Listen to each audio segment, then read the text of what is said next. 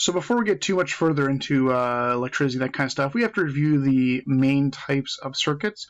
And this should definitely, hopefully, be familiar from grade 9. We're in science to do a bunch of the stuff. Some of you guys took electronics. And hopefully the simulation also looks familiar because we used it in grade 9 quite a bit. But we're going to look at the main types of circuits and how it actually connects to something called Kirchhoff's rules. And Kirchhoff, about 150 years ago, he sort of laid out the rules and the guidelines for how electricity works in circuits, and actually based on a couple of conservation laws. So we're going to look a little bit at Kirchhoff's laws or rules for circuits, and they're sort of conservation laws. And to highlight each one, you look at the two main types of circuits and extract the properties of the circuits.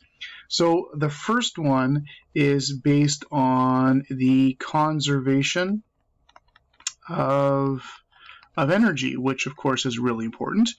And basically what it means is as you go around a circuit, you have to lose all of your energy. So the power supply, the battery, gives the charges energy, and as they go around, you have to lose all that energy. So you can't have energy left over when you make it back to the power supply. So you basically get the energy from the battery, the cell, whatever you want, and you have to lose it all. Okay, so you gain it all, and then you have to lose it all before you actually get back. Okay, now we're going to sort of customize this a little bit, but basically the thing is, when you guys do energy, when you guys did energy way back when with electric fields, energy was equal to Q times V. Now, all of the charges in electricity are the same. They're all electrons. So this Q actually cancels out. So the amount of energy is directly proportional to the potential difference or voltage. So you can actually use them interchangeably. So not only can you say you get energy from the cell and lose all of it, you can also reword it and say you get voltage from the cell and you have to lose all of that voltage when you go around. And that's how we typically measure it. So what that means is if we sort of draw a circuit here, I'm going to go black one, there we go. So if I draw a circuit, something like this, just a basic circuit, there we go. If I have my power supply up here, and let's say that is 60 volts, I have to lose all my voltage as I go around the circuit. So maybe I lose 30 volts there, and I lose 20 volts there. This one has to be 10 volts. Okay, so as you go around, you have to lose all your voltage before you get back to the power supply because it's directly proportional to energy. Okay, so let's look at a little simulation and get some other stuff going on here. So I just got to close a little switch there. There we go. All right, so we can see the current flowing around. Okay, now I can crack up my little voltmeter here, and if I measure the voltage on my power supply, I've got 20 volt power supply. So if I check the voltage on my resistor over here, that's minus 6.67. It's minus because it's a voltage drop. My light bulb over here is using 3.3, also negative. And this one over here is doing 10. And if we take those three voltages and we add them up, we will get the 20 volts that was given to the circuit in the first place. So the voltages have to add up. Now, of course, this is ideal. We're not worried about any internal resistance or any of that kind of stuff. This is all nicely ideal type stuff. Okay, and we can even use circuit symbols too, and it's the same type of thing. Okay, all right, so the voltages have to add up. Now, the other thing about it though, in this type of circuit, and if you guys remember from from grade 9, this is called a series circuit, which means it has only one path, so it's a single path circuit, which is great for simple little things.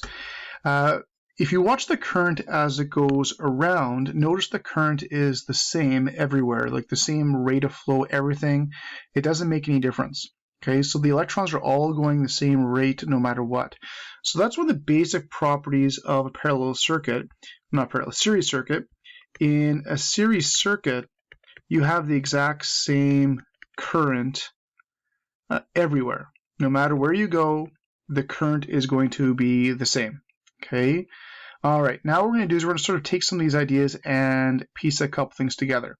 Now, if I go back to the voltage idea, if I take my total voltage, my 60 volts that was up here, that has to be equal to all three voltages and all three, 1, 2, 3 resistors put together. And you could do more. Now what I'm going to do is I'm going to replace this with Ohm's law. V is equal to IR. And if I do that, I can replace this with total current, total resistance. I1 R1 plus I2 R2 plus I3 R3. Okay, so I've replaced all my voltages with equivalent Ohm's law calculations. Now the thing is, the currents are all the same, which means all of these currents actually cancel out. And what I'm left with is just the R's. And it shows that the total resistance is just all the resistors added up. And there could be more. It doesn't make any difference. So that's the thing about series circuits. If you add more and more and more resistance, the total resistance will get higher. The more resistances you have, the higher the resistance, the more the total resistance goes up, and the current will go down. You can actually take these resistors here and I can change their value. For example, this guy's right now at 15. If I increase it, you can see the current slowing down, slowing down, slowing down, slowing down as the resistance increases. So the more resistance you have in series, the circuit does not work as well. Okay, so this sort of highlights the basic properties of a parallel circuit, or not parallel, series circuit. We'll get to parallel in a second. Okay, so the basic things about a series circuit. First of all, there's only one pathway. The voltages have to add up to the total thing. Currents are the same everywhere, and you just add up the resistances. And this all just comes from Kirchhoff's law. Number one, that the conservation of energy kicks in, that the voltages have to add up. Okay. Now, we're going to start looking at his second law, and this is where you need the second kind of circuit in order to analyze what's going on there. All right, so for law number 2, we need a different kind of circuit, and some of you recognize that as a parallel circuit. But law number 2 is actually based on the conservation of charge. You can't gain or lose charge. And basically the idea for that one is when you have a junction, when the wire splits or comes together, whatever you want, whenever wires split or combine or whatever, the total current in has to be equal to the total current out. So basically, if you have some kind of, if you're at a junction of any kind, basically the total current is going to be constant before and after. That's one nice way to look at it. Okay, so first of all, I'm just going to sketch out my little circuit over there. So, I've got a power supply, I've got a resistor over here, and I've got a light bulb over there. So I'm going to do a little something for light bulb. There you go, something like that. And basically what it means is, you turn this on, the current's going to wrap around, and there's my current right there. When it gets to this junction, it's going to split. Some current will go this way. I'll call that current 1. Some current goes down to the light bulb. I'll call that current 2. And basically, if I would add those two currents, they should give me my total current that was over here. And when they recombine over here, that total current should also be the same. Okay, so the idea is the total current is equal to the sum of the currents put together. Okay, so that's conservation of charge, because of course current is made up of charges, right? And if I get the circuit going, you sort of see how it works. There we go. So you can see the charges coming around. They come around this way. Some go this way to the resistor, and some keep on going down to the light bulb. And you can see that they don't split evenly. Okay, the resistor in this case is harder to go through, so more is going to the light bulb. All right. So there's your basic parallel circuit. Okay, and of course, some of you guys remember this. This is a parallel circuit, and this is where you have more than one pathway. So it's about how many paths you have. Okay. All right. Now, if we incorporate some other stuff, there's something interesting about parallel circuits. If I break out my voltmeter and I put it on my power supply again, I get 9 volts. Apparently it's a 9 volt power supply. And then what a lot of people say is, hey, well, that means this guy's got to be 4.5 and this guy's got to be 4.5, 4.5 for each of them. But if we actually check it out, let's see, this is 9 volts and this one is 9 volts, which some people don't get. But this is one of the things about parallel circuits I'm going to explain in just a second. It doesn't matter where you go in a parallel circuit, you will have the exact same voltages in parallel no matter where you go. It doesn't make any difference where you go, you will have the same voltages in every single point. So what I'm going to do is I'm going to use that idea and apply Ohm's law to the currents the same way you applied Ohm's law in the other one. And if I do Ohm's law, current is equal to V over R, and that's going to be equal to V1 over R1 plus V2 over R2 plus, we could keep on going if we wanted to. Now all the voltages are in parallel are the same, which means all of these V's actually cancel out, and we're left with 1 over RT is equal to 1 over R1 plus 1 over R2. We could keep on going. And this is how to calculate total resistance in a parallel circuit, which is actually more complicated.